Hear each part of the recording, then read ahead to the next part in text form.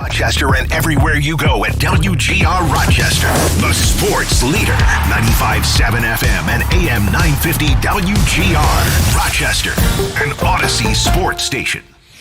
Welcome into the Sports Bar with Gene Battaglia, where the voice of the Rochester fan is heard. Pull up a stool and join us at 866-4326. This is WGR Rochester, and the Sports Bar with Gene Battaglia is on now. 2 hours of sports talk excellence here in the Flower City, where the sun is not out. We got a rainy summer afternoon, but that's not going to dampen our spirits. We got sports to talk about with you. We got a draft tomorrow night in Buffalo. We got a lot to get to here.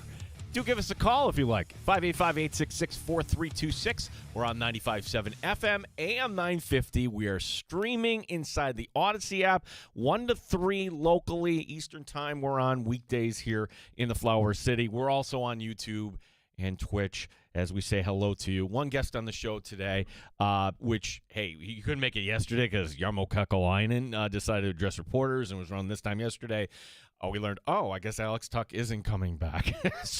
And then sure enough, a few hours later, that became official. Tuck going to the Washington Capitals. Paul Hamilton joining us here, bottom of this hour, where we will discuss everything Sabre-related in the most interesting off-season for the Sabres since I don't know when. We'll talk to Paul Hamilton here, bottom of this hour. Hour number 2 is wide open for you. This is our last show here for just a little bit because, if you go back to 1.0, in our business, we kind of have to be strategic a little bit, meaning if I want to take a week off for a family vacation, yes, we're a baseball town, but we don't have a major league team. Our major league teams here are the Bills and the Sabres, and we're the home of the Amherst. And if there's a time of year, if there's a particular holiday that just feels a little down, it's the 4th of July. So 4th of July is the time we kind of take off. We'll be back with you after today on Monday the 6th. Our fine producer, Tim Schneider, here, who got here in time today. Yes, sir. Glad you gave yourself a few extra minutes. Also, I told him, hey, don't go across the hall yet because we got to address this. Dandelion. I'm not sure who gave you that nickname. Was it Danger? Was it Billy Kidd? Who gave Danger? Say that again. It was a mixture of me and Danger. I didn't give myself, but right. Danger kind of told me to go with it. It stuck. Yes. Yeah, it kind of stuck. Where I just think that Derek the Pizza Dude, no, that feels a little more manufactured. Dandelion works for me. So Dandelion is like, yeah, that's our pride of Hilton here. So since you put this out on the socials, I think we should address this here, Dan, because we have something fun tomorrow night, the NHL draft in Buffalo. Mm-hmm. And if you're new to the show, we talk a lot of hockey here on the show. We should. We're the home of the Amherst. I call RIT hockey. Tim loves hockey. Dan loves hockey. Dan loves hockey so much you're not going with a local team. You're a Sens fan, but we don't need to get into that. But you put this out here on the socials, and I knew you were looking for this. So who is sneaking me into the NHL draft tomorrow night in Buffalo? All right, so, Dan, I have some thoughts on this, but obviously you've looked into this going to the draft, and I honestly don't know. This isn't like the NFL draft where, hey, if you want to go, you go. No, this is in an arena, and the arena has a set capacity. Yeah. So are they I think there are tickets still available. I think they're they're over the $100 price range. And I want to say the top level is like standing room only, I think. All right, we'll look that up. So $100, no, you're looking. But these tickets weren't free from the get-go, right? No, so there must have been some sort of lottery. So I'm gonna talk out of both sides of my mouth, where I'm going to blame you, and then I'm going to say you're not to blame, okay? So the part where I'm going to blame you is, and this is the part, if you work in this business, Dan, all it would have taken is say, Gene, can I get a press credential for the NHL draft? Who do I got to talk to? Or you could have called our buddy Warren Colzo from the Amherst. Warren, can I get a credential for the NHL draft? We are the Sabres affiliate in Rochester. Yeah. So you could have gone, but again, I'm not going to blame you for this because I'm going to assume that if you go with a press credential that you're going to have to go in khakis and a polo, just kind of how I'm dressed as I'm in dag gear. I'm assuming you're going to want to go and I don't know, your Alexei Yashin or whatever Ottawa throwback jersey. Like, go Sens. And then when the Sens are on the clock, they'll cut away to Dan DeLorean. Dan DeLorean, yeah, you're waving there with maybe 2 other people. Is that the reason why you didn't apply for a credential? No, but to be fair, Ottawa's picking the very last pick of the first round, so it's going to be very late. So I might be the only person left standing there by that time. So more camera time. Well, and then also too with that, like that's one. I don't know how you feel about this. I love going to Sabre games, but if there is one thing, it's the drive back. I don't know why that. It's probably because it's winter and it's dark. And all right, you're getting out of there like you're pulling in like around midnight. That's tough. And even this time of year, it's not. You can roll down the window, do whatever you need to do. But that is a little tough. Big factor. I don't want to be getting home at like 12:30, 1 o'clock in the morning. So it's like I might just I wanted to go like 10 years ago when I was in Buffalo, and I didn't get the chance. I had to work, and so I'm hoping maybe I'll find a way. But it might just be my best bet just to stay home and just watch it on TV. Yeah. Well, if somebody can step up and help Dan DeLorean, just reach out to us. I've got some buddies going, and I was supposed to go with them, so there's at least a seat in the car. Oh. I might have.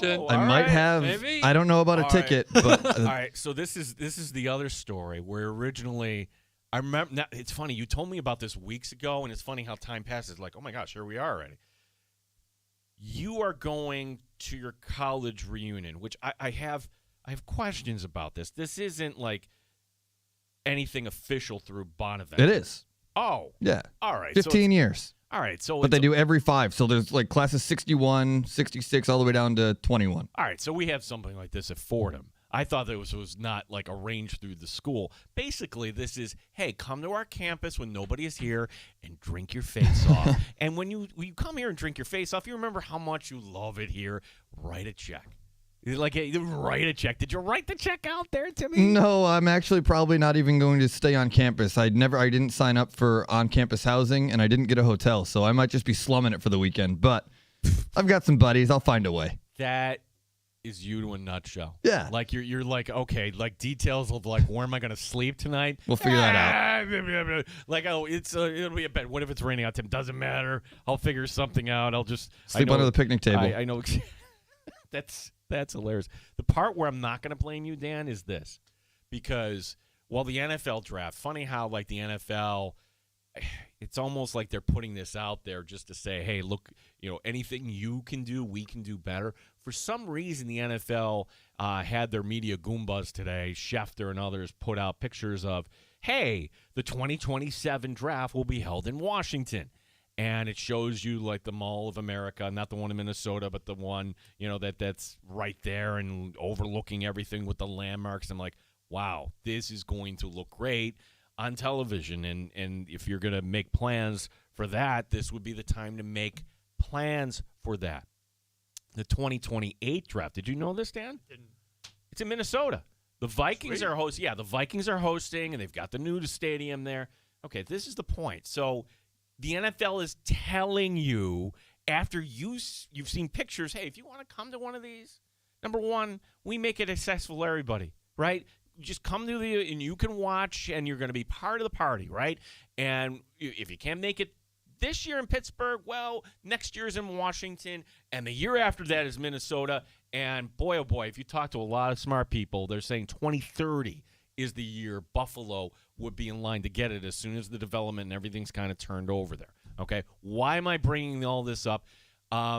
Without looking this up, when did we learn that Buffalo was getting the NHL draft? I'll start with Tim Schneider. Take your guess on I this. think it was last summer. Like Okay. it was recent. Give me a date, just for the sake of the tiebreaker here. September 3rd. Okay, September 3rd. I guess technically that would still be summer. Dan, what would you say? Do you know the answer to that? Okay, take your educated guess. No idea. When did we learn that the Sabres would be holding the NHL draft? I'll say September 10th. Okay, so September 10th. Okay, so that's a good kind of line between the two. Can I tell you you're both way off? Yeah, I just found it. The answer to this is January 12th. January 12th. So what is that? That is 6 months ago. 5 months ago. 5 months and 2 weeks. What are we doing? I understand it's not like the NFL draft where you can get 100,000 people, but wouldn't you want to promote this as a tentpole event? So this is why I'm laying this out, okay? I am gone next week to Cape Cod, and we do this every summer, right? And if you rent a cottage, whether that's the Cape, whether that's the Outer Banks, whether it's the Adirondacks like you, Dan, what has to happen? You do it in advance. You put the deposit down, and then you square up later on, right? But you have to get the week you want to get the week, right? Well, I took care of that last August, put the deposit down. And then come January, it's not like I can move the week. It's like, okay, get the deposit back, you don't go. I would have loved to be doing the show tomorrow from the I can't because, sorry, I'm gone 4th of July week here. But that's to me like, all right, this is where the NHL, Gary might be stepping aside. And you don't have to be exactly like the NFL, but wouldn't it help? Wouldn't it have been a bigger thing? Couldn't you make like a big party, invite everybody down? Maybe this is what it's going to be impromptu, but this just feels like a TV event coming up tomorrow night, which is fine, but they could make so much more money off. They should do a watch party.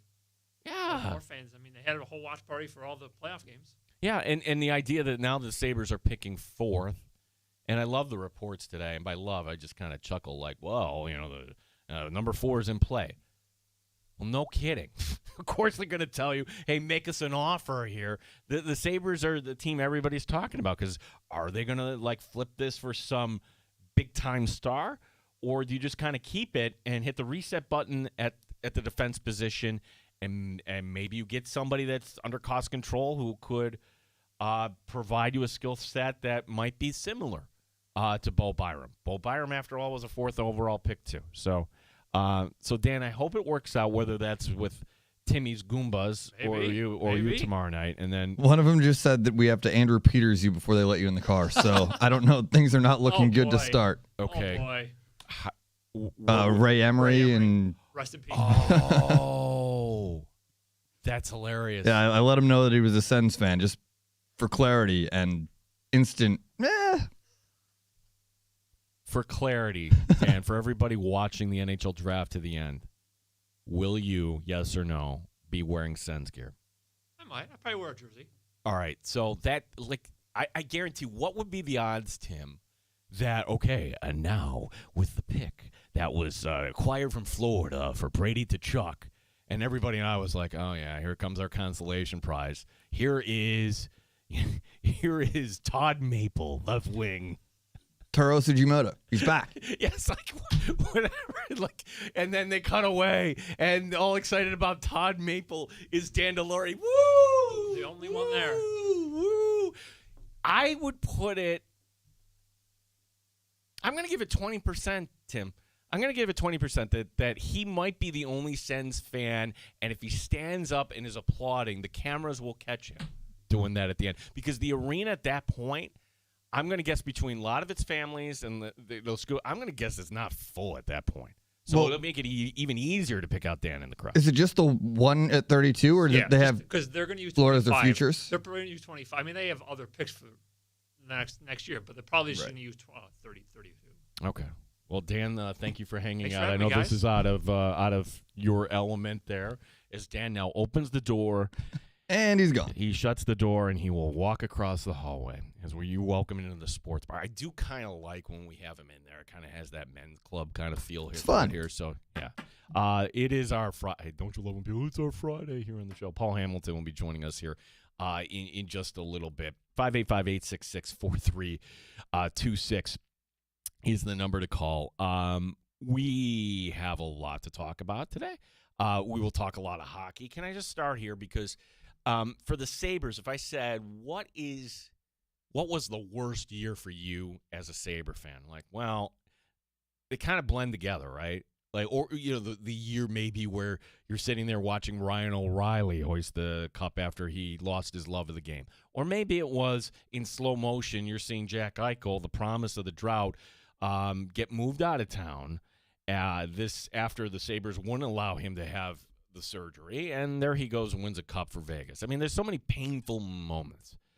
For the Bills, I think it's a little tougher.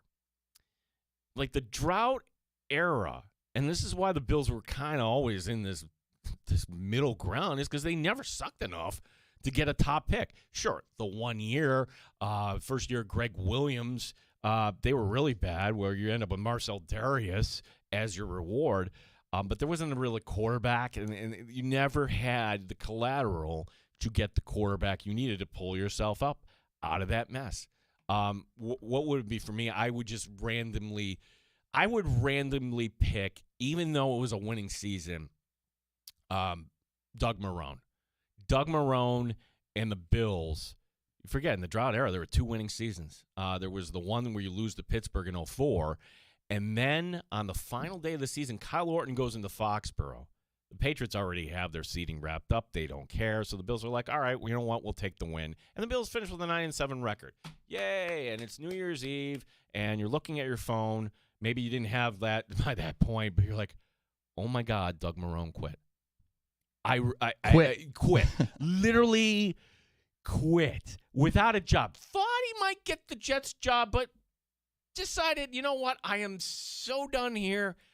That was, to me, the low point where I'm like, oh, my gosh. If you're a Bills fan, you were probably saying, I hate this team. They can't get anything right. Our leader doesn't even want to be here. Like, this is a joke. Okay? Now, if you apply this to baseball, and again, there are Yankee fans, and, you know, credit to the Yankees. You're like, what would be the year for this? I don't know. If you're a longtime Yankee fan, you might say 1989 or 1990, right? But you have to go back that far. That's the point. The Yankees have never thrown up all over themselves like my favorite team, the New York Mets. It's getting harder and harder to say that, Tim, because here are the Mets last night kicking the ball around to the point where this becomes a joke.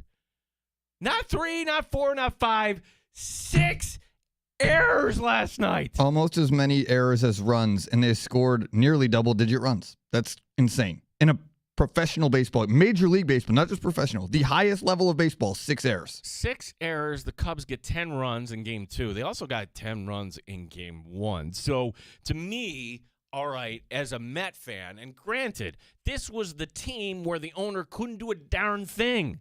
This is the team where Mr. Met flipped off somebody. This is the team that has so many low points that last night, for the fans, if you really want to know how we feel after Mark Vientos kicks another one.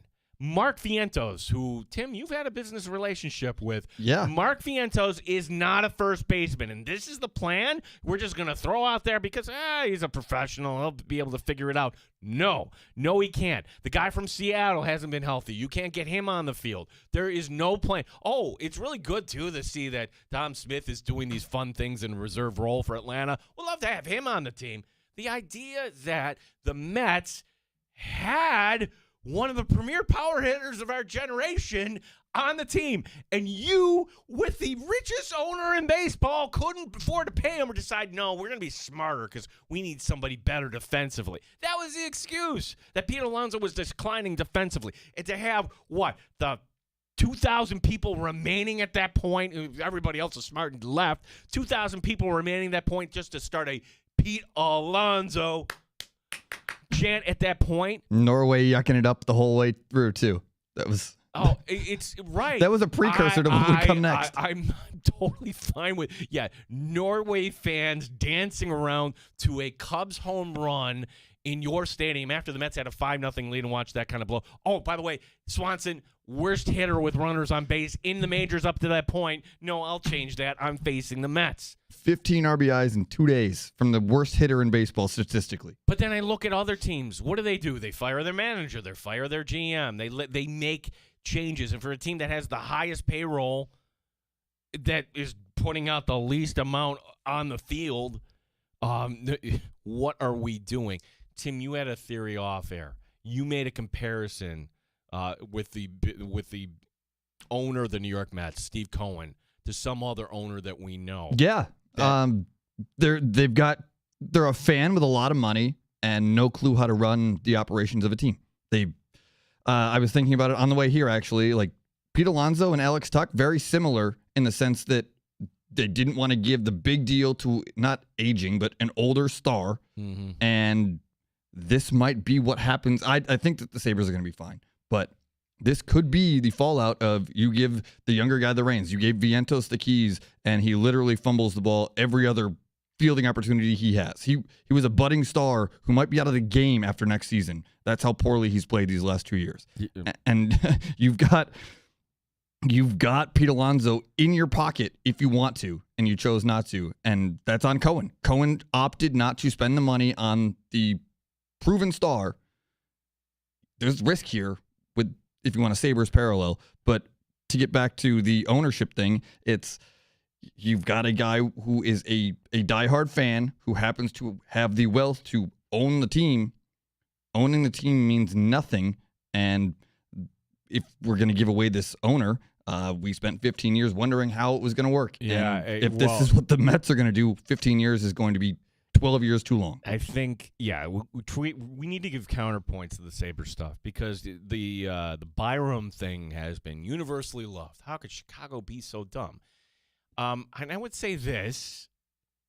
The strength of the Sabre team was you had two exquisite pairs. You now only have one and a half. Who is defensive? This is the part I want to ask Paul Hamilton. It's like, okay, you're going to let Bo Byram go for the 4th overall pick, and maybe at the end of this is why like we have to kind of reserve judgment on Yarmo, right? Where, all right, what's next? All right, is the big trade for the goalie going to happen? Are we going to see that, or are we just going to pick some no-name defenseman and he's smart and we're going to like make this work? It's risky. For sure. Paul Hamilton joins us next. My name is G. Battaglia. This is the Sports Bar, WGR Rochester.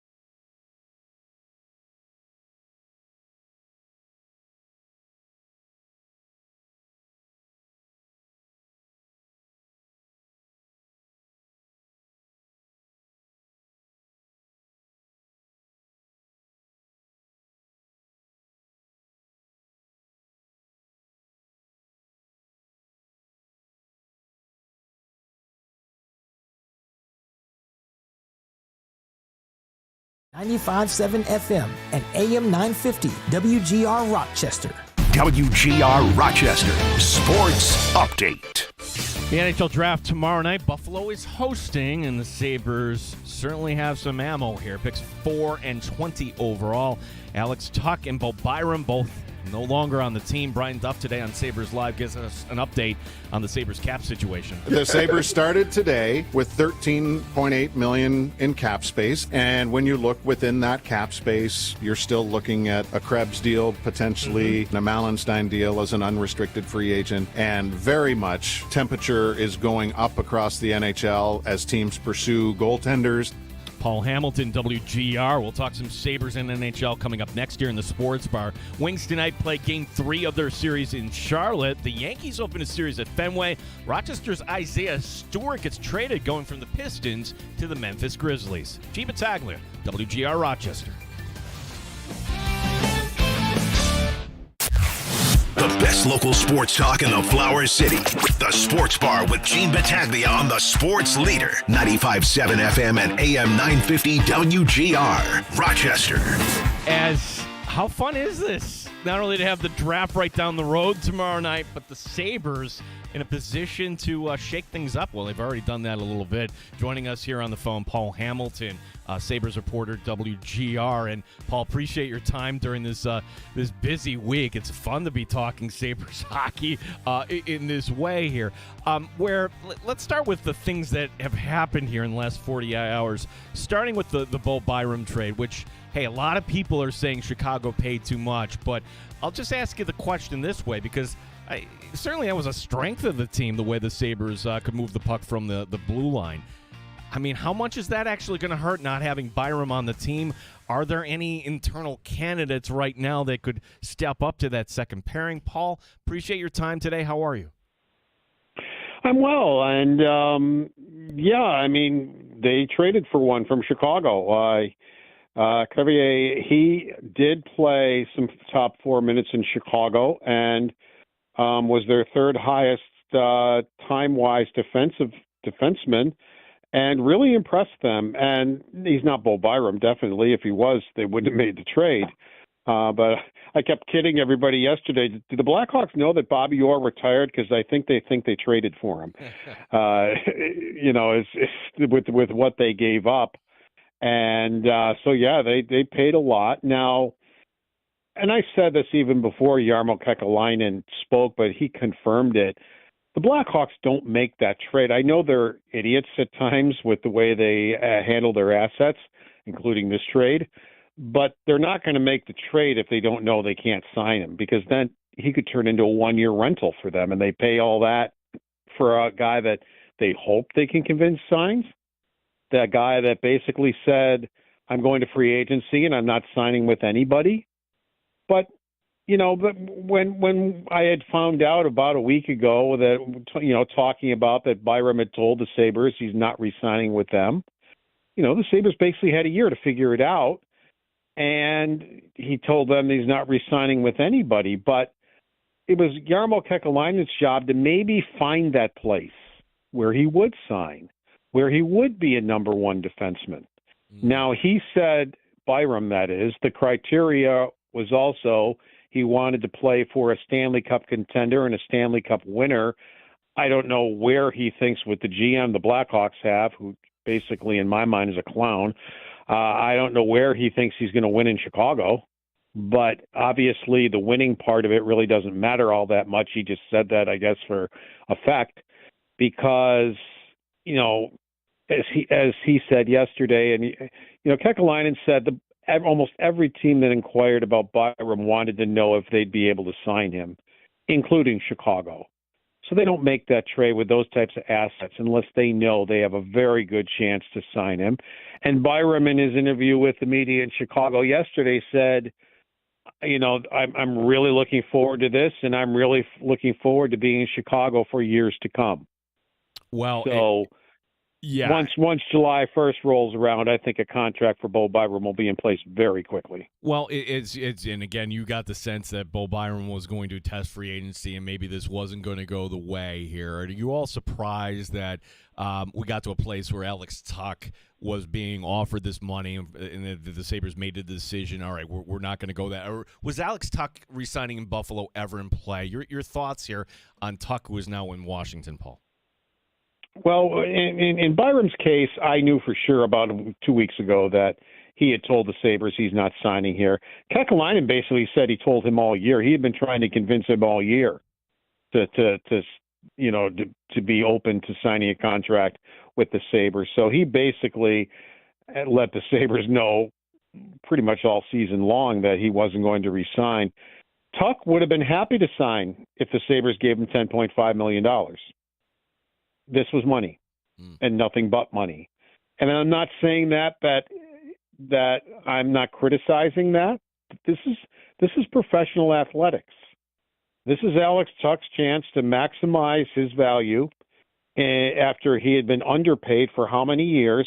He signed the contract, so it's his fault, that he was making less than $5 million up until through this year. But this was his chance. There was a lot out there that maybe, he wanted to get to the West Coast. His wife is from Vancouver. They live out there in the summertime, that maybe he wanted to get out there. But at the end of the day, and I said this, and I know I told you this from the word go, from a year ago when Alex Tuck was eligible to sign a contract. I don't understand how the Buffalo Sabres, starting with Kevin Adams, thought they had any leverage against Alex Tuck. They had none. They never had any leverage with him at any point during this. Alex Tuck had all the leverage, and Alex Tuck wanted $10.5 million. Simple as that. Whoever wants to pay him that, he will play there. It wasn't that he wanted to be on the West Coast. The Washington Capitals were willing to do it. The Buffalo Sabres weren't. Now, I had said, too, I didn't feel we all had heard the $8.5 million figure. It was a lot of the insiders had said that. If that's true, I didn't think that was the Sabres' final offer. I never did. I knew they were very far apart. But I kind of thought it's a staring contest, right? And they're going to stare at each other for a while. No, who knows? Tuck might have said 11. Maybe Tuck's figure was sitting at 11 at that point. So all right, we're getting a staring contest. Who blinks first? And then all of a sudden, a little less than a week ago, we find out that the Sabres have adjusted their offer. I kind of thought that would happen. I didn't think 8.5 would be their final offer. First of all, it's an absolute embarrassment. And it wasn't. And I don't know I would say that the offer, I think they came up to around between 9 and 9.5.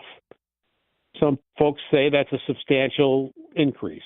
However you all want to put it, that's up to you. But they weren't going to go over 10. They weren't going to meet Tuck's demand.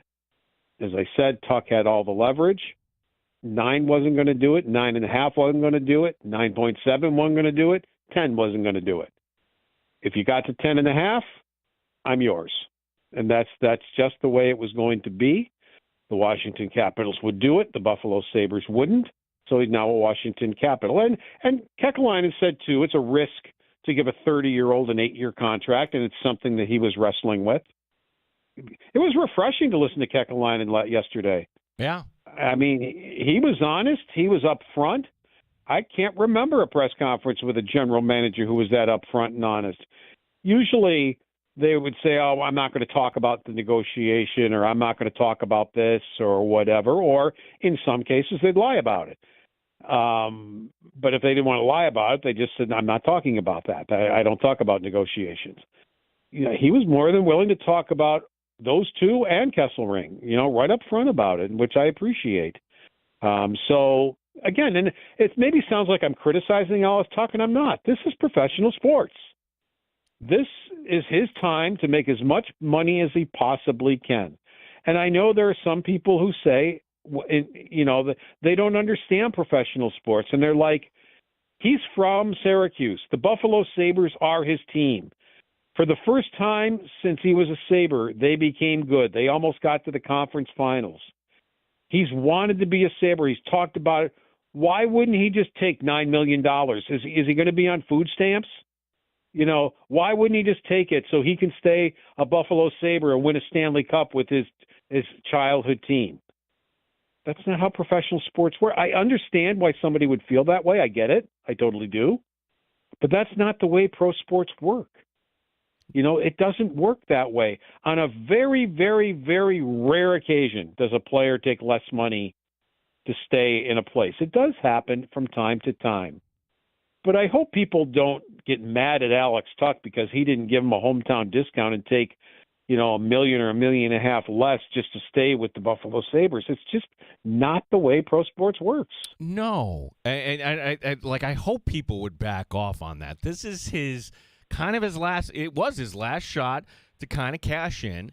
And also, Paul, I would think the Players Association, they're not going to say don't do it, but there's kind of a code that, hey, you got to make sure that you're going out and maximizing your value. We don't need precedent set for everybody else. No, exactly. You're absolutely right. So it was his right to do that. He had every right to do it. It was Bo Byram's right to tell the Buffalo Sabres. And I actually think just like Sam Reinhart did, they did him a favor. He let them know up front, I'm not going to be re-signing with you. You have time to figure it out. It's not like he told them a week before negotiations happen or a week before he becomes an unrestricted free agent and then puts him in a real pickle. I mean, he's known all season. And, he revealed that yesterday, Kekalainen. But he was hoping he could convince him, especially with the team doing well. And then when it became obvious that he wasn't going to be able to convince him, he still had a year to figure it out.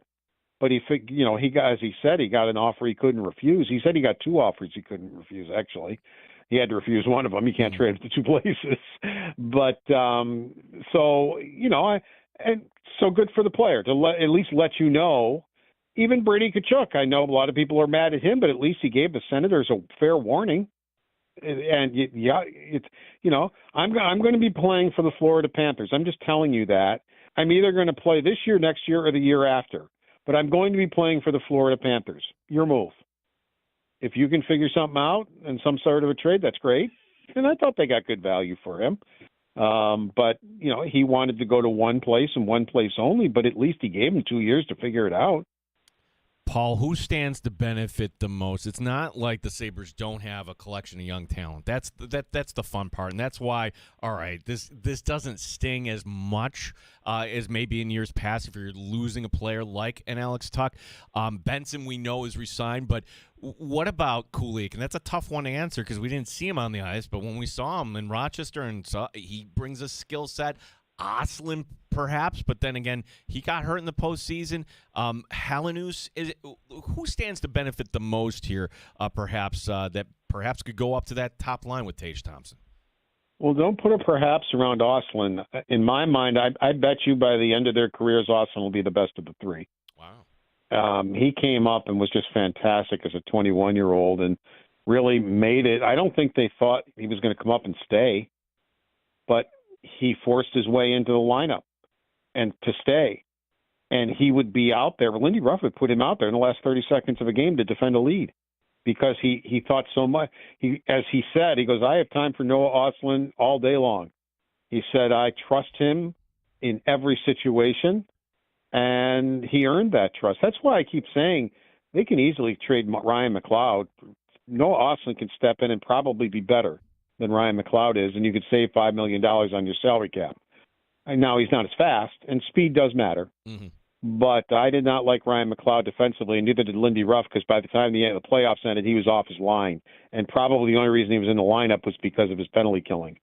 I just, even though he had 2 more points last year, I did not like him last year. I really liked him the year before. But if you want to save $5 million off your cap, Noah Oslin easily can step into that spot and excel and probably be better. But at the end of the day, I think Kekalainen has to use everything that he's gotten. He has to get better. This team has gotten worse. With these trades, the team itself has gotten worse. It has regressed in the last few days with these trades. They are going to miss Bo Byram a lot. They are going to miss Alex Tuck more. There is nobody in this organization that can even come close to doing the things that Alex Tuck did in one package.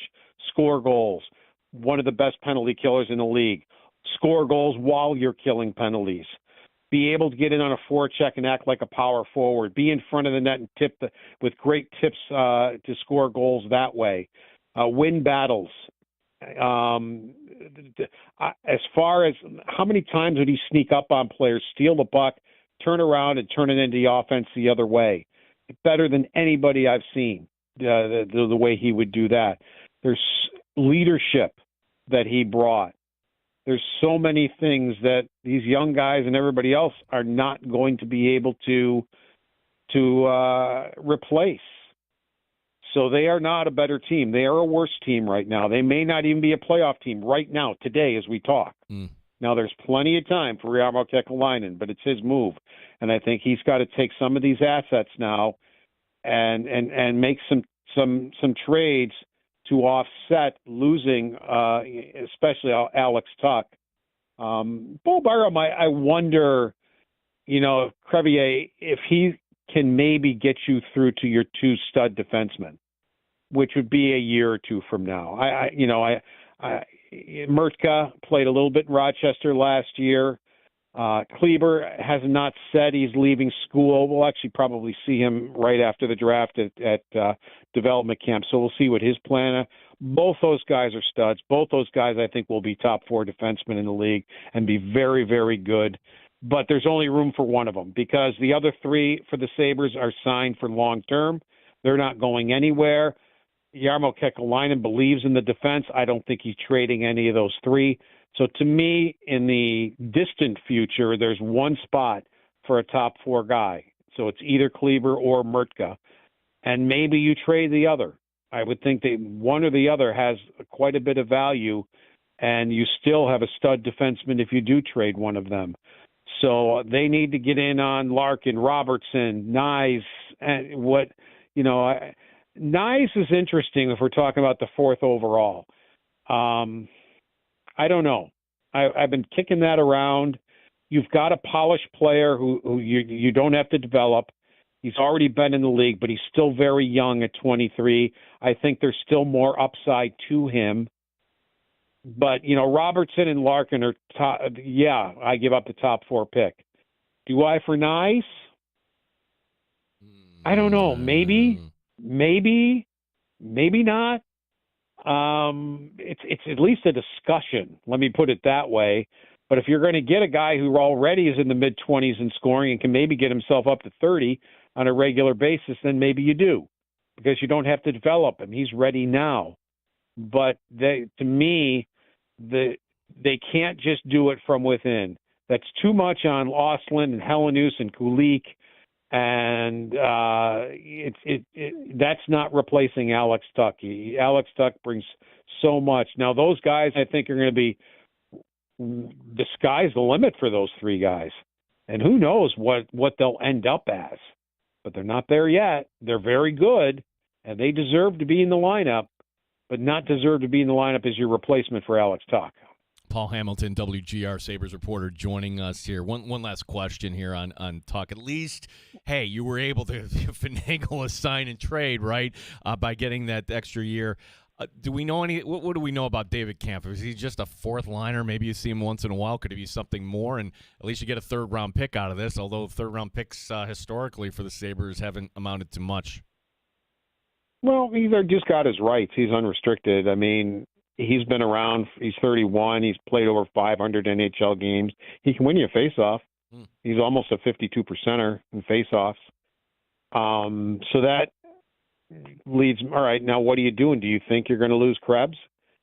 GMs get squirrely about arbitration. When we talked about Kesselring, it's one of the first things Jarmo Kekalainen talked about. He goes, if they give him a one-year arbitration award, he goes, we can't trade him. And so that takes him into unrestricted free agency, and they can't trade him after a 1-year arbitration award. And so GMs are always squirrely about arbitration. That's why the hearing is 2:00 this afternoon, and they come to terms at 11:00 in the morning, because neither side really wants to go to arbitration because goofy things happen there. So Krebs has the arbitration. So, what are they looking at? They'd like to bring Mallenstein back. Are they sure they can bring Mallenstein back? So this might just be a pad for that. If you can't do that, because they got so many guys that are that guy: Carrick, Kozak, Mallenstein, Krebs. I'm missing Dunn if he resigns. I'm missing a few here, but they've got a bunch of those guys that you can plug into there. So, but if you don't have those guys, then maybe they re-sign Camp for whatever, or maybe that's their idea for face-offs. We like him as face-offs. He's a veteran guy. He's not going to score a lot, but he's very good defensively. Are you getting rid of McLeod? And does that, open up a spot that Danforth, that's the one I was forgetting about. Played 4 games. And that was a guy that Lindy Ruff really, really likes, and that Yarmo knows from Columbus. They're paying him $1.8 million. Got 1 more year left, and he broke his kneecap last year after 4 games. That's why I forgot about him. Everybody does, because they're not used to him being on the team. So he's that guy also. So they got a lot of those guys. And as Jarmo Kekalainen said yesterday, we've got a lot of guys on this team, and there probably isn't enough space for all of them. It's interesting, right? And this is going to be a lot of fun. We're going to be listening to you, looking at our phone, doing are we getting an update here? Did the Sabres move number 4? Ultimately, Paul, they're on the clock at number 4. Does Jarmo do this deal with Chicago knowing, all right, maybe there is somebody that we're doing our projections that would be at number 4? Have we explored? Because I feel like I'm taking the final exam and I haven't done my homework here, Paul. Like, oh my gosh, the Sabres are picking at 4. Who might actually be available? Paul, do you have any? If the Sabres end up keeping the pick, do you have a wish there at number 4? Rest assured, Jerry Fortin is very good at his job, and he knows them all. And he actually puts together a draft board, and they've been telling me for years he's usually within a pick or 2 with each guy. His draft board is pretty close to what actually happens. He's very good at that. That's why they wanted to get up to 20. There's a player that they have their eye on that they knew was not going to be there at 27, but they think will be there at 20. So there's already a guy they have in their head, or a guy or 2 that they would like to get at 20 if they still have the pick. So Jerry Thornton is not intimidated by, now we're picking 4th. He's already seen these guys play. He's already talked to them. He's locked and loaded. He's ready if they have to make the pick. And Jarmo brought this up. This is a very good defenseman draft, very top-heavy in defensemen, but there's a big but here. A lot of people think the top 3 teams are going to take forwards, including Malhotra, whose father now coaches the Vancouver Canucks. People can't see the Canucks passing on him at 3. If that happens, at 4, the Buffalo Sabres would have the best defenseman in the draft available to them. Now, you could go 4, 5, 6, 7 defensemen deep and get a really good one. And that's really cool that they could have the best defenseman in the draft, a guy who could play for years to come. But when's he going to play? 2, 3, 4 years down the road? Yeah. Before he turns into a really good defenseman? How long did it take Rasmus Dahlin and Owen Power to become good defensemen? I think 4 years each it took. Rasmus Dahlin was not that good. It was like one of these, what happened to this guy? He's supposed to be, a game changer. And all of a sudden, thanks to Don Granato, Rasmus Dahlin became Rasmus Dahlin. But it took a while. It doesn't take a while for everybody. Every now and then, somebody steps in their first year. Matthew Schaefer just did it. Quinn Hughes did it. Makar did it. But you notice I'm talking about stars here. It's not done very often. Owen Power and Rasmus Dahlin were the number one overall pick, and it took them both 4 years to reach even any part of their potential. So if you grab the defenseman here, the Sabres don't need a guy 2 or 3 years down the road. They got guys. They got Mertka. They got Kleber. They got others. Komarov, I think, is going to be an NHL defenseman eventually. But so that even makes it, you want to trade maybe the fourth pick even more if you think the forwards are going to be gone, and now you're going to be trying to get a player that's 3-4 years down the road. That's not what the Buffalo Sabres need. Paul, last one real quick, because I feel like it's been such a busy week.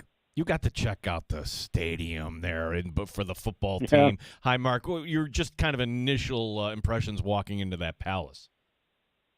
Oh yeah, it was great. I really enjoyed it. To see it, to be down on the field, to see areas, inside. Even the art's pretty cool. The art is by all Buffalo artists, and it's pretty unique and pretty cool. I mean, some of the art that I saw in there, just amenities like, it doesn't matter where you're sitting. If you want a place to come in and get warm, there's a place for you, because all the concession stands behind the seats are covered, kind of a little bit like you see in baseball stadiums, and there are heaters in the ceiling in all of them. Mm.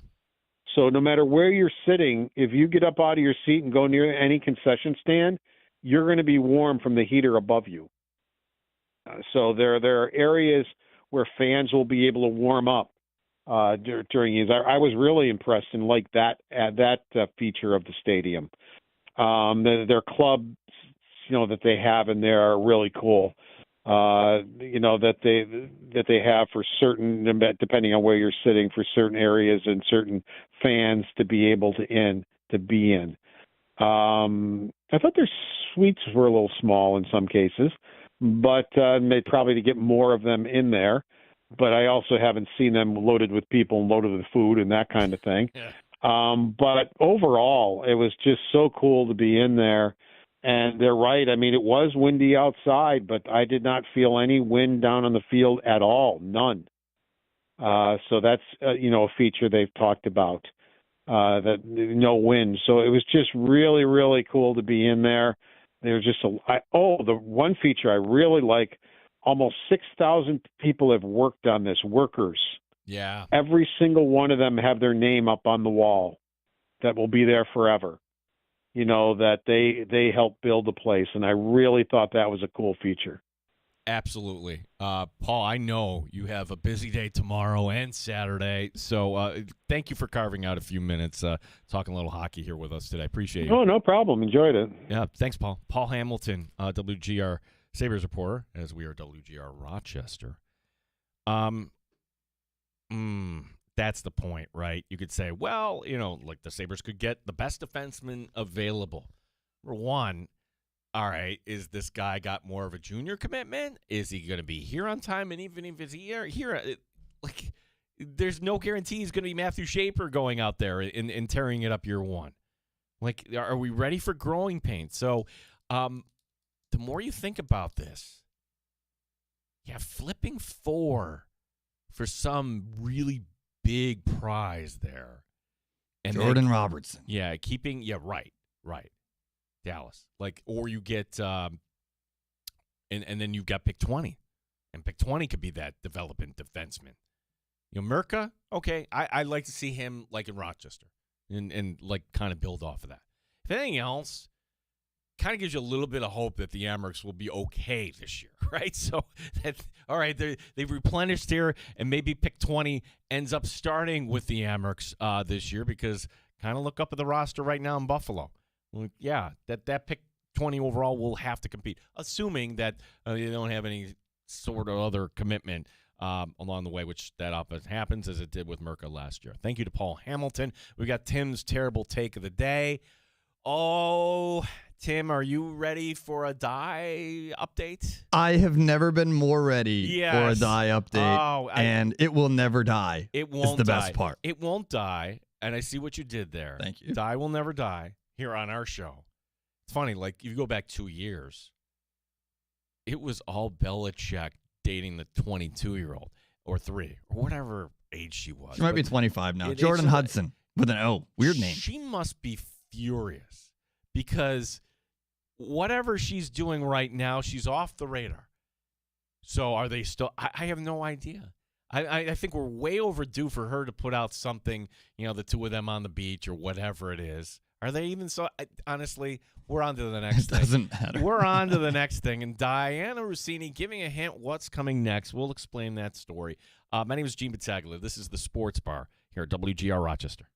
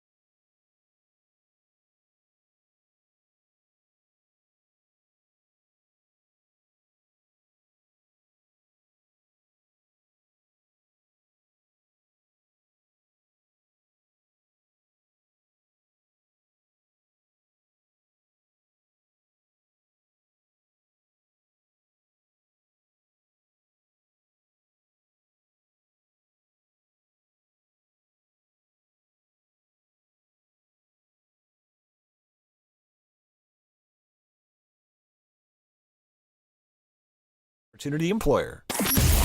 WROCAM, WBEE HD2, and W239BF Rochester. The sports leader. 95.7 FM and AM 950 WGR Rochester. An Odyssey sports station. WGR Rochester. Sports update. Plenty options for the Buffalo Sabres tomorrow night, who pick at 4-20 overall.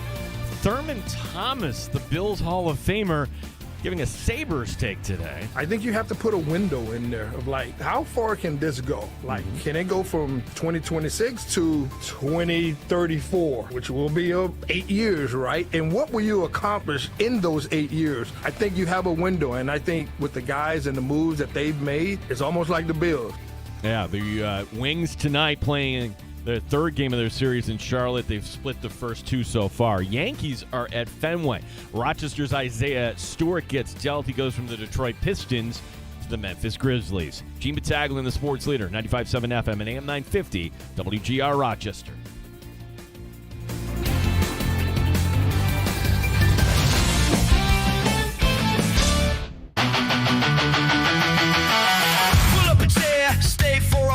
You're in the sports bar on WGR. Grab a drink, hang your coke, and sports talk. Live from Western New York. It's a master show. 9 times better than your typical host. 9 times. Gene and Tim have takes much hotter than most. No one cares when you're out. Sabres! Bills! Americans! Red Wings and Nighthawks! Sports bar!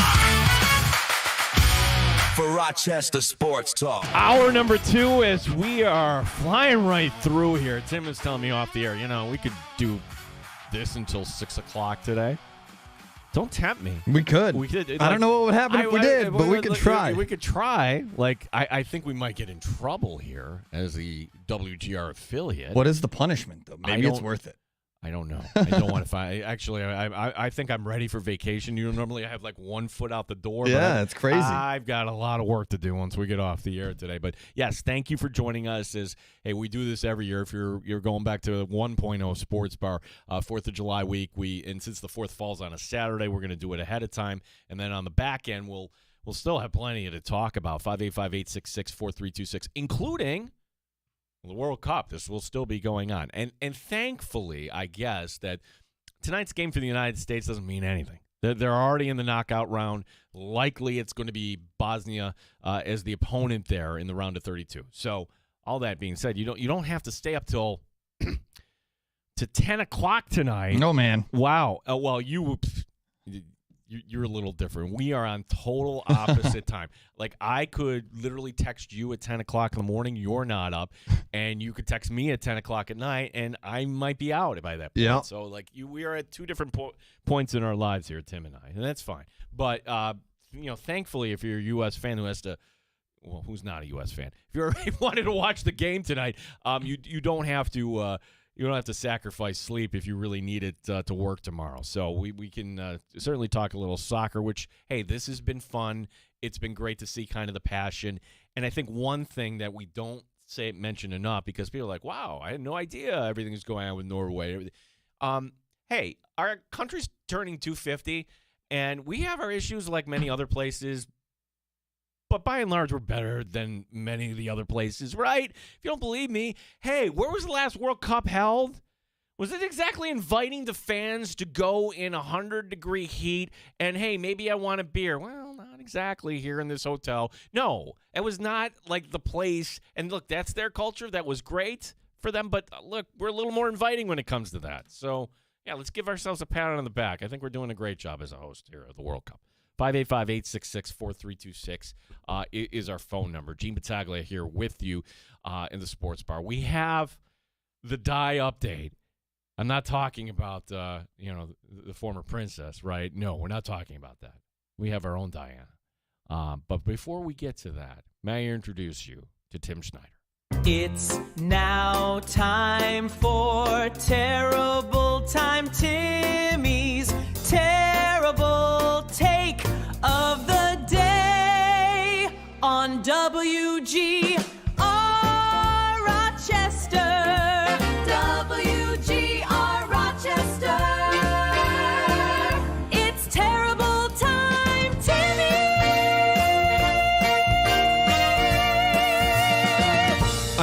to come on here in this segment here and be able to update that Ernie Clement was the leading vote getter. They are shelving that. The voting stopped at noon. The voting stopped at noon, and I thought that maybe by now we'd have an announcement on who the automatic starters were on the AL and NL side, but they've decided to, of course, do a show at 6 o'clock tonight for the finalists. It's not even for the starters. It's for the finalists for the All-Star voting because this is apparently what is modern television. Yeah, all right, so the show is for the finalists, but wouldn't you want this heading into drive time today to say, hey, here are the starters, and that would be your lead story in Toronto. It would be your lead story in Rochester.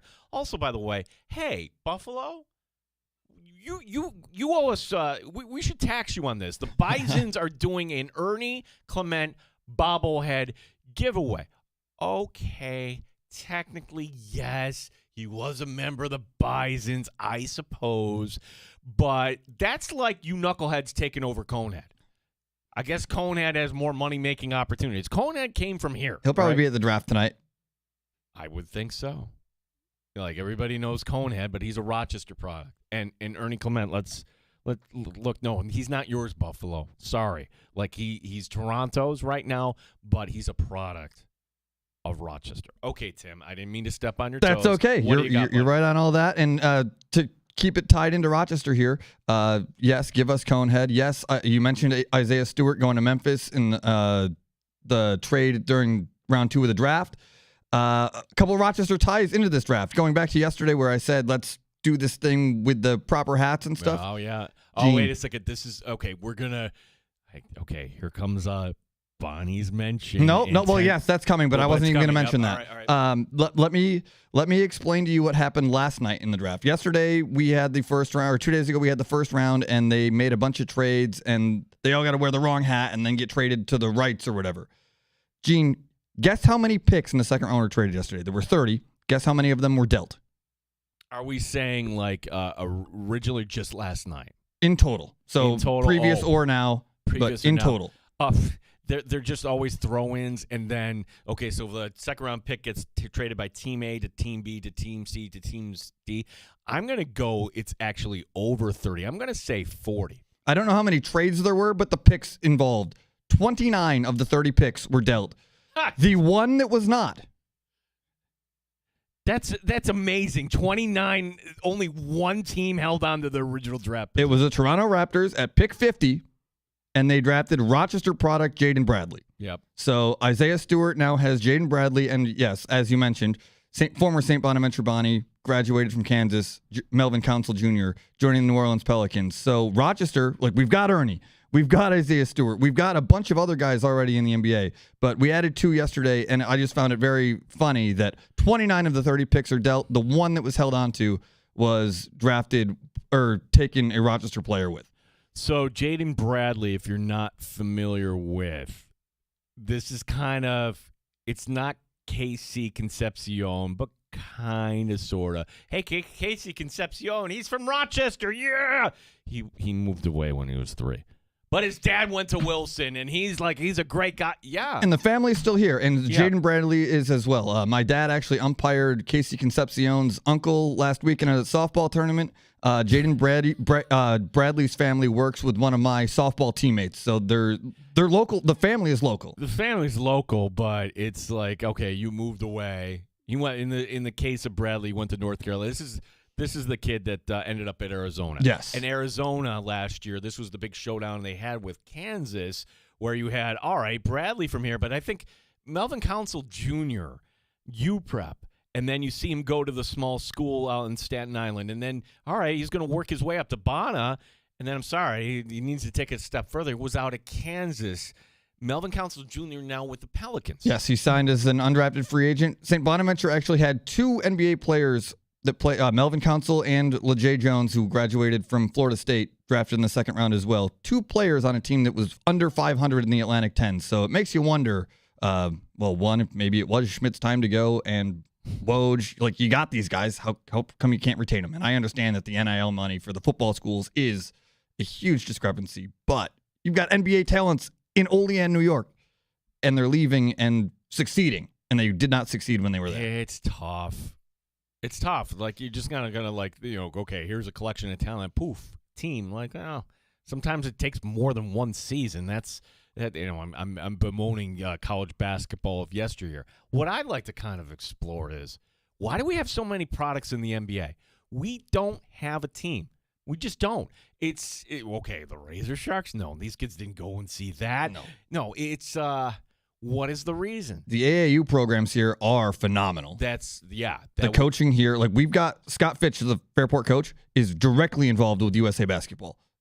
That's a pipeline there, but you've got to have the talent to do it, and we have the talent somehow. The talent is here, and maybe this is when kids go indoors when the weather gets bad and like, all right, I'm just going to pick up the rock and kind of play.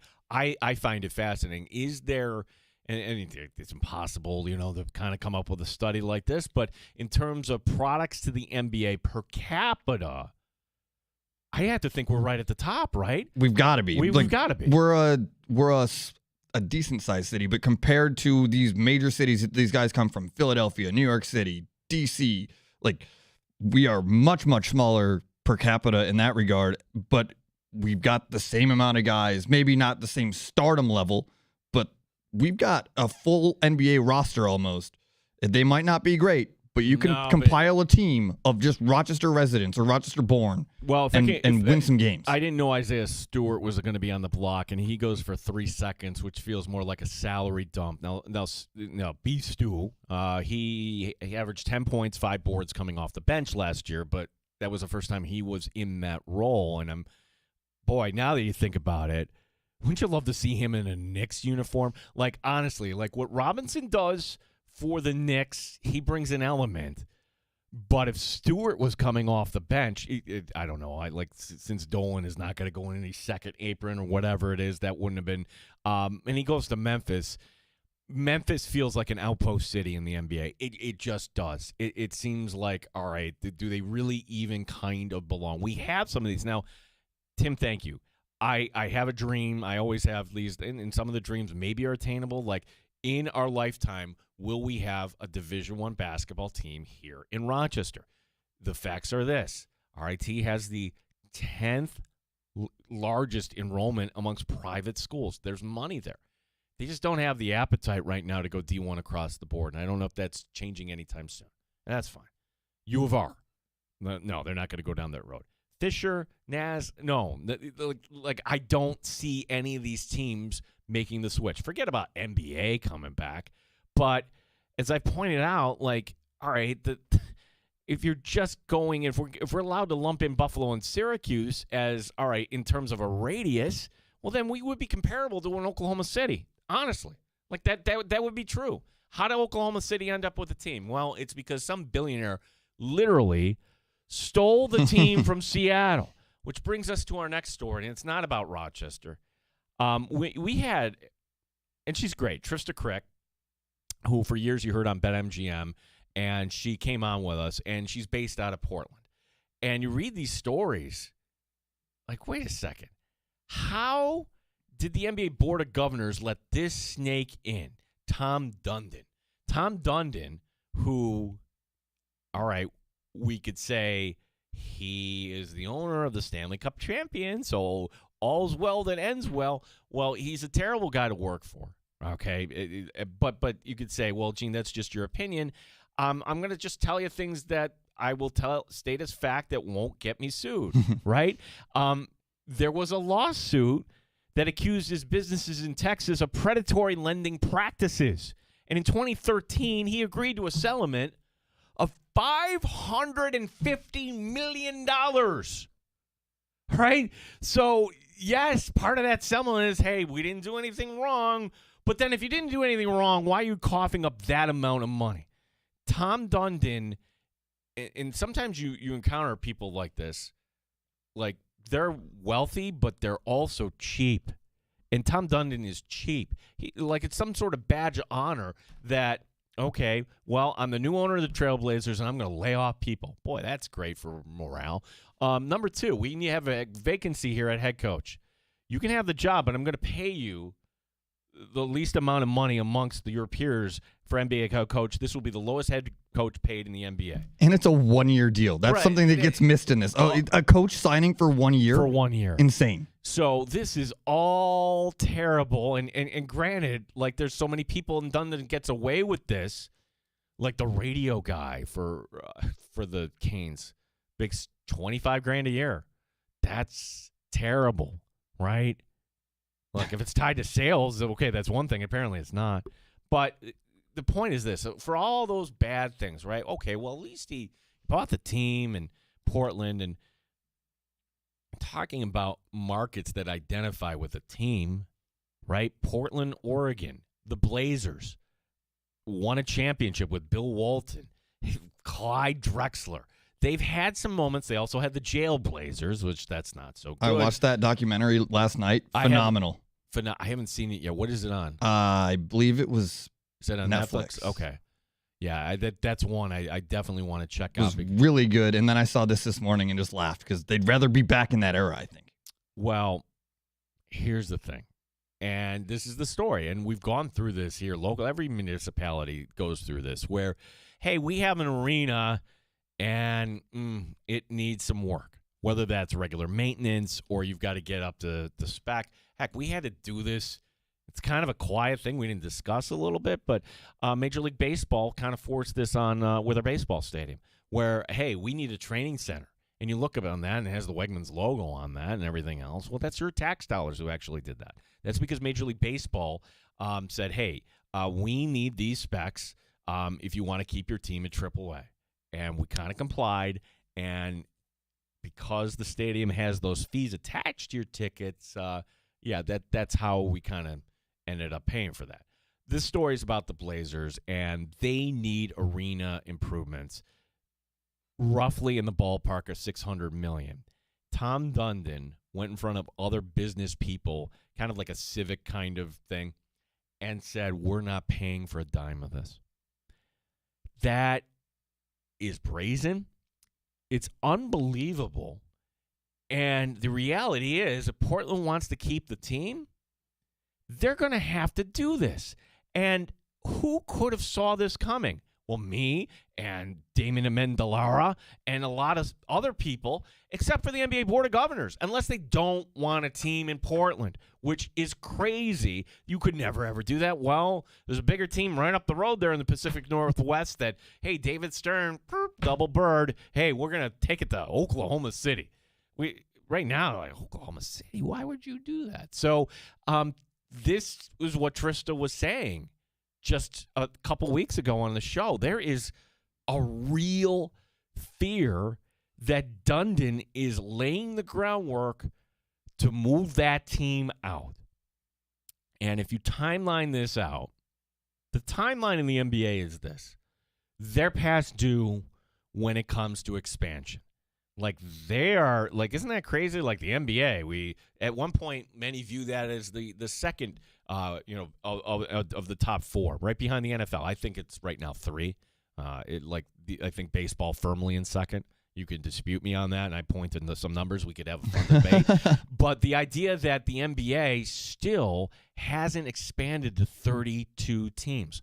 My theory on this is that they're waiting for LeBron to finally finish up, and just there's this quid pro quo of, okay, you're involved in the team in Vegas, and LeBron stays in the game, just like years ago how Jordan was involved in Charlotte. I think that's just my theory. I don't know, because there should be a team in Seattle by this point. That was part of the agreement originally, so that the NBA wouldn't get sued, that David Stern said, okay, the team is going to move within 5 years. We'll be back here in Seattle.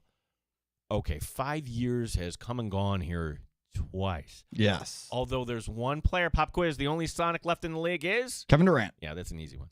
It's weird to see that picture like Kevin Durant in Sonic gear. But if you get to the point of expansion and if the expected happens, meaning Seattle has to get a team, and then Vegas, well, then Tom Dundon is in a great spot because he could either flip the team to whoever wants to move the team to Nashville or whatever. And it actually would be kind of a smarter play, too, because you could just not pay an exorbitant fee. Nashville would certainly be a place. There's other markets, too, that would welcome in a team. This guy's a snake. And he bought the Trailblazers just like the guy Bennett in Oklahoma City bought the Sonics under false pretense. It's the same playbook. The guy that bought the Sonics, well, this arena, the Key Arena, this isn't up to speed, blah, blah, blah, blah, blah. Okay, let's figure it out. No, you move. I see this happening with the Trailblazers. Now, the only thing that is working against Dundon is the lease agreement goes until 2030. But again, if you timeline this out, will we have expansion between now and 2030? The answer is yes. The answer is yes. It may not be this summer, but if this is going to be the last year for does LeBron play 2 more years? I doubt it. That's another storyline. Like, we haven't explored what are the things that what are storylines, Tim, that when we come back we'll discuss. Hey, LeBron is so back much in is going to Cleveland. happen. LeBron is back in Cleveland, folks. I can't believe it. Once LeBron finds a new home, and we'll have the LeBron retirement, and his gift will be an expansion team. All right, then the next thing is going to be, how do we save the Blazers? I'm going to say this on the record. You can't move the Blazers. Just like the Sonics shouldn't have moved. There's history. That's an area that loves the team. They've done nothing to deserve to lose that team. So I'm sorry. Like, that's not going to work for me, but this is a lead that got passed real quick, losing the Sonics. I'm curious what's up this guy's sleeve, because he doesn't care where his teams are. He doesn't care. I think he's a sociopath. Oh, the quotes in this are insane. Yeah, like I'm not trying to make people agree with you. I just don't see it that way. It's like, oh, okay, here's $500 million. You asked for it, you get it. You're a billionaire. Just pay for it. Well, disconnected from reality. That's Tim. Like, what separates this guy from every other owner is he's just doing this in a way that is out in the open. But again, how did he make his money? By overcharging people on interest rates, taking advantage of people. High quality human being. See, like, no, like, if you're like, there are so many good business people that, hey, at the end of the day, maybe I didn't win, but I can put my head on my pillow and know, damn, I'm going to compete tomorrow and try. Like, you're not shortcutting everything. This guy's a piece of ass. Like, at least you may not like Terry Pegula, but I don't think he's low character. Not like this guy. Well, with Gene fracking. Okay, well, stop with That's that. a different conversation. That's a different conversation. All right, we got to get to our Rossini update. We will have time for your calls as well, as we are high-stepping here to our holiday week. Gene Battaglia with Tim Schneider, Dan Drumming. This is the Sports Bar.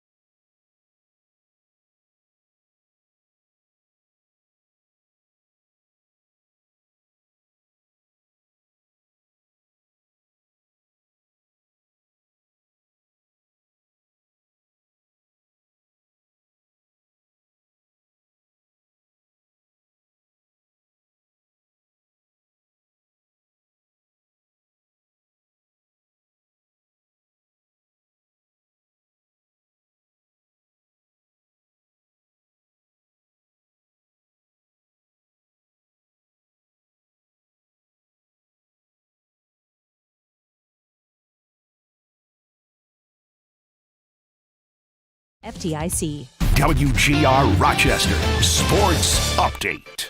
We're one day away from the NHL draft right down the road in Buffalo. The Sabres now with picks 4 and 20 overall. Alex Tuck and Bo Byram both gone. Brian Duff on Sabres Live today gives us an update on the Sabres cap situation. The Sabres started today with $13.8 million in cap space, and when you look within that cap space, you're still looking at a Krebs deal, potentially a Malenstein deal as an unrestricted free agent, and very much temperature is going up across the NHL as teams pursue goaltenders.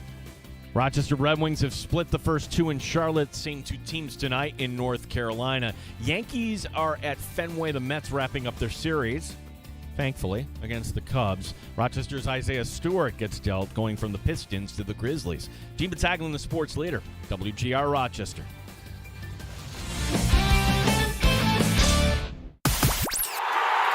Rochester's home for live sports and the best sports talk anywhere.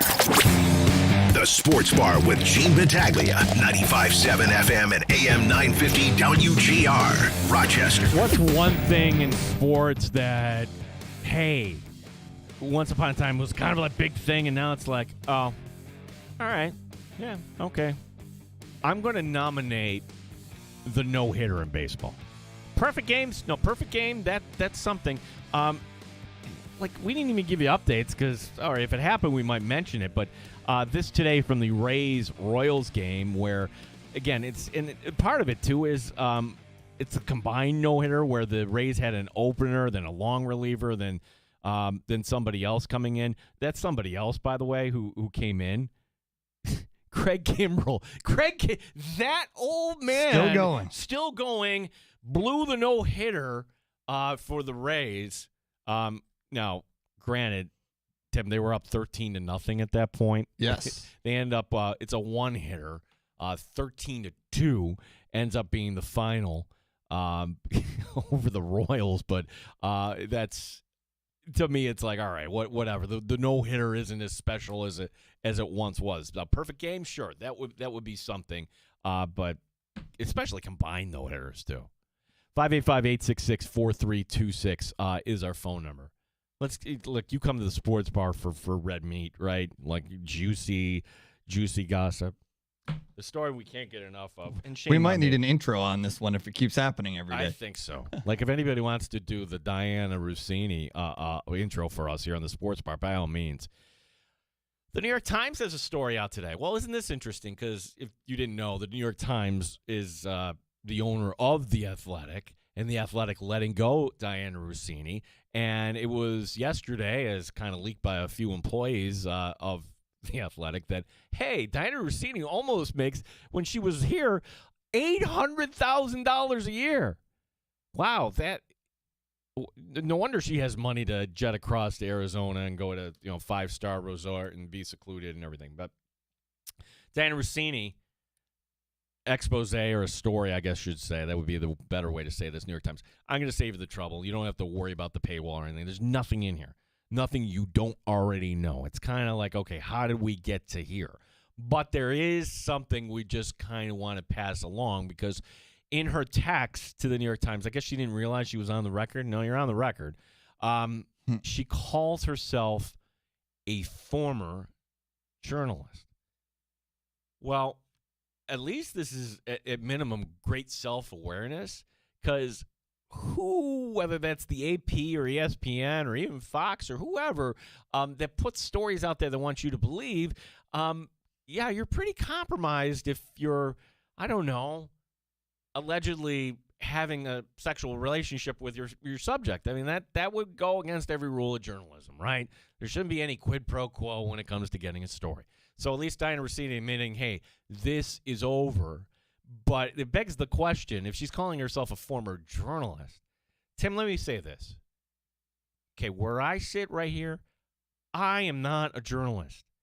We are not journalists, okay? We talk about stories, and maybe if we get a detail here wrong or we're loose with the language, we're here just to be part of your day, right? The guy who hosted this show years ago on our station was, sports talk in an Edward R. Murrow kind of way. And I'm sorry, that's the public radio station. That's not us. That's a journalist. That guy was a journalist. We are opinions. We are not journalists. Columnists, perhaps, if we're going to compare. Right, and here we are in Rochester, okay? And I have the self-awareness to know that, hey, we've got a good following. We're followings continue to grow. But if Diana Rossini ever decides, hey, let me start a podcast, or better yet, let me start a radio show and then put it out in podcast form, what kind of following do you think she would get? Like if you're ESPN Radio, aren't you backing up the truck? If you're Fox Sports Radio, if you're any radio network, aren't you picking up the phone and saying, hey, Diana, what about this? Or does she, because that might be too much of a lift there, actually, because when you're doing what we're doing, you're on for 10 hours a week or 15 hours a week, some 20 hours a week. The podcast, okay, you just pick your best content, you do a half hour a day, maybe. Yeah, she could do an hour or two a week, and it would get people invested, but I don't know if as it stands right now, if I'm one of the major, if I'm CBS, Fox, ESPN, I am all the way out on Diana Rossini until we get all the answers pre-podcast. Well, it's too sticky to dive back into somebody who hasn't really defended or explained. Yeah, but that's not a you problem. I mean, did she commit any crime? The answer is crimes. No. Journalism ethics, absolutely. But doing a radio show or podcast has nothing to do with that, though. That, honestly, there have been so many crooked people, and I don't. Is Diana Rossini crooked? Well, I don't know. I wouldn't want my son married to a Diana Rossini. We'll put it that way, right? But it's. I mean, in the infancy of our business, there was the Pete Rose show. Pete Rose, who had yet to even go to jail at that point, was hosting a show. There's been plenty of guys. Hell, WFA in New York, Craig Carton did some bad things, stole from some people. But he gets his job back. Again, there are plenty of people with questionable character in our business. Oh, yeah. But I'm just saying if I'm one of the major ones. Well, you don't have questionable character, but go ahead. Thank you.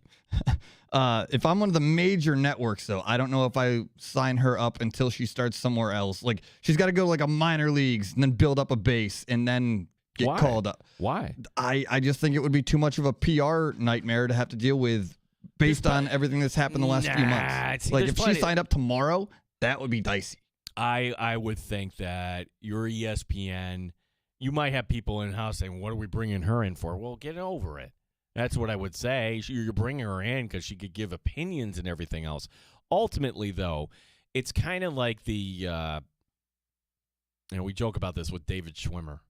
Like David Schwimmer, when you hear that you don't have to play it. I won't. We're running out of time. Otherwise, I will. But you hear that, it's like, well, wait a second. He's playing a role Robert Kardashian, and he's on Friends. That's Ross. And forever he's typecast as Ross. Or Jason Alexander. Oh, what's George doing in this? That's everything what every actress is always feared of. I'm being typecast. That's the challenge for Diana Rossini. Can she actually get back into this and she's providing good content without you saying, oh yeah, oh, hey, Di, where'd you get that opinion from? Wink, wink, nod, nod.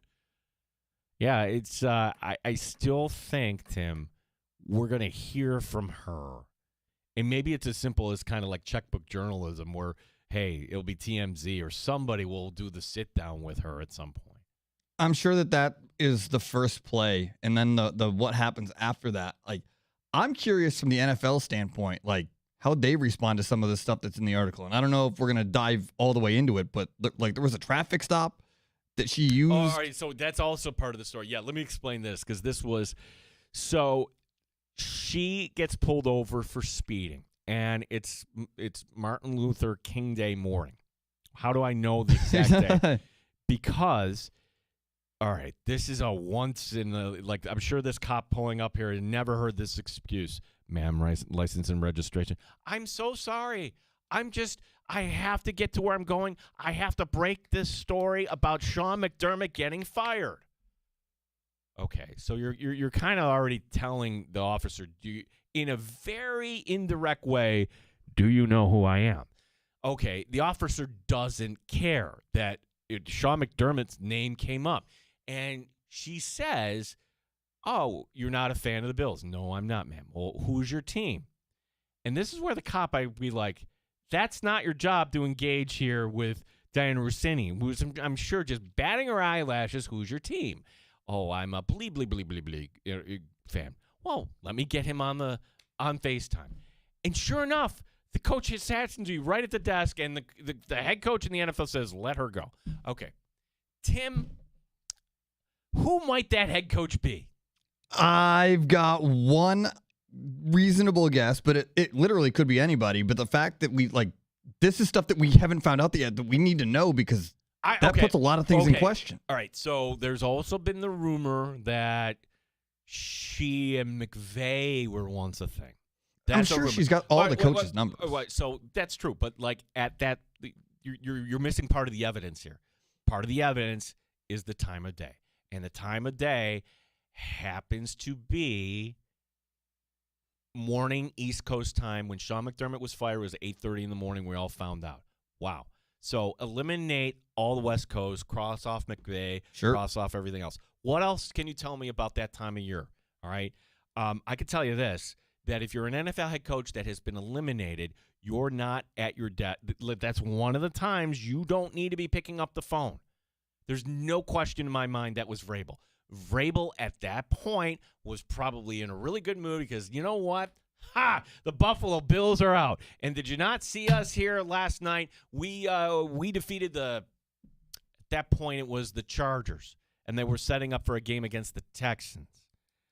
Feeling good. Get to talk to my secret boo. Oh, actually, no, they beat the Texans. I'm sorry, I got that screwed up. So they just came off a win against the Texans the day before, and we're here. There's no doubt in my mind. So this cop, we need to find this cop. What are you doing? That's and how do we know this story? Because somebody dug out an appearance for her on the Stugatz or not Lebertard. I don't even know. They had a divorce, whatever it was. That show. I want to make sure I get the credit out. It was Stugatz. Okay, it was Stugatz. Right. And then Stugatz was like, tell us, Stugatz, oh, she's my friend. I would never betray the trust of my friend. Oh, okay. Right, because all of a sudden you're a journalist. That's great. 585-866-4326. That is our phone number for last call. Our phone number brought to you by Good Smoke Barbecue and Pub. The award-winning barbecue from Good Smoke Barbecue and Pub. 135 West Commercial Street, East Rochester. GoodSmokeBBQ.com.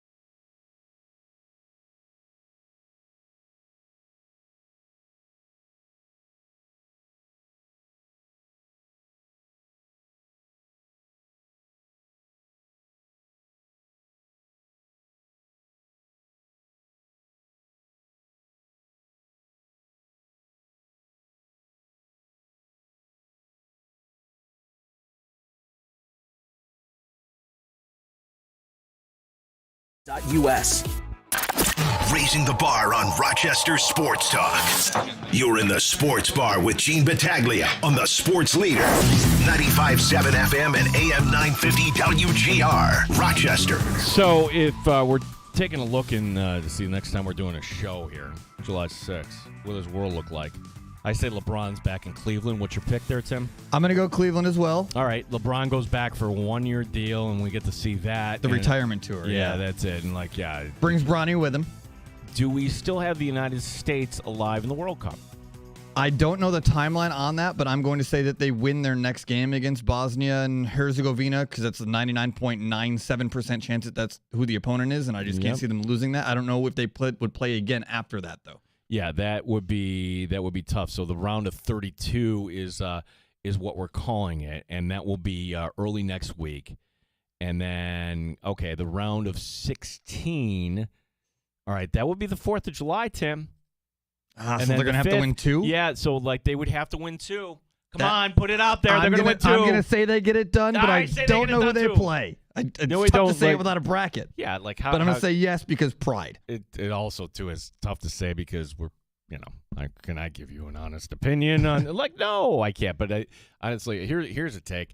Don't play Pulisic tonight. There's no reason to. It's like the quarterback. Oh, you want to get him out there? No. If it was something soft tissue related, don't do this. And they have already announced that the 4 players that have accumulated yellow cards so far will not be participating. Or not. I take that back. They will not be starting this game. So, if you collect yellow cards throughout the tournament, you're suspended. Yeah, so 2 yellow cards, and you're sitting for a day. So you're load managing this tonight. Yes. It's going to have a kind of a preseason feel, but if you love soccer or you just wanted to have that American pride, certainly tonight on Fox. That's 10 o'clock. That would have been a storyline, Tim, today. If the U.S. needed this, it's oh my gosh, yeah, we're really going to put this on West Coast time tonight. Why are we doing this? People say East Coast bias. No, that is the opposite. There. What are we doing with that? Fun show we had today. If you missed Paul Hamilton, he was with us in hour number 1. Boy, he had takes galore. He said something there that was interesting, though. And it's true. Since the season ended, today, the Buffalo Sabres are a worse team. How could you say they're not? Yes, they have all these assets, and yes, they cleared some cap space, but right now, not having Bo Byram and not having Alex Tuck on the roster does not make you a better team. And that answer could change literally in the next 36 hours. Well, I was having this debate with my son about Robertson. You brought him up. The thing is, you can go for the blue chip sort of guy, but you got to be careful because everybody knows who gets paid what. Yep. You can't be bringing in an outsider, I think, to this core and make him the highest paid. I think there's something to be said against that. If that was going to be the case, then you know what? Why not go to 8 years with Alex Tuck? It's a little risky, but I'm fascinated. Okay, my wish, Connor Hellebuck. Make it happen. Come on. Give us the goalie. Find a way to. I think Winnipeg picks at 8. 4 and something for 8 and Hellebuck, and then we'll see what happens. Yeah, and then give him Yuri Kulik. Call it a day. I'm okay with that. But I'm also okay with keeping Kulik. Keep an eye on the draft tomorrow night. Dandelion and Sens gear is something you're going to want to check out. For Dan Drummey, for Tim Schneider, my name is Gene Battaglia. We'll be back with you on the Sports Bar Monday, July 8th. So everybody, enjoy the holiday week coming ahead. Chopin the Bulldog coming your way next year on WGR Rochester.